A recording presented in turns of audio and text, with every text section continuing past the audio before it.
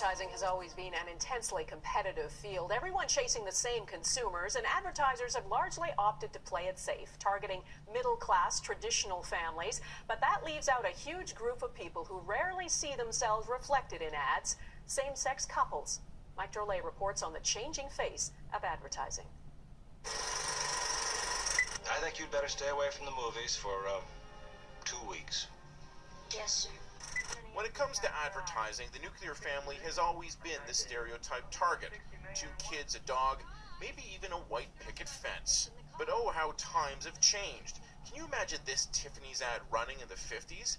Sure, the ads back then often had unintentional gay undertones, but never so open as this. A first for the iconic brand. Hey, ain't you forgetting something? And it's not that advertising targeting the LGBT community is new. Love you. It's just now we're seeing them run in the mainstream, and not just during Pride Week. Furniture was really into craftsmanship. This is the ad that changed it all. It was 1994, a year when you'd think inclusion wouldn't be an issue. Yet the ad ran 3 times after 10 p.m. in 3 different markets, and then was pulled when IKEA received bomb threats. The new normal should be more accepting, to a point. My expectations would be that in those states where they are considered the Bible Belt, that it's unlikely to go over really well. I feel incredibly proud. In the early days, I felt like a pioneer. Matt Tuminello of Target 10 in New York was one of the first to treat the LGBT market like any other specialized group, such as Latino or Black. He understood that the 3 to 5% of the population that identifies as gay represented a lot of money.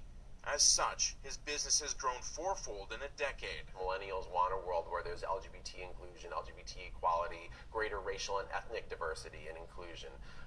That's the world they want. And millennials are very important to a lot of brands these days. They are the future. They have huge buying power. What a wonderful sight when your wash is done. At one time, color was the frontier. Now it's fading into the background, replaced by sexual preference. Now all our mistakes are behind us. Mike Drolet, Global News, Toronto. Like your ex.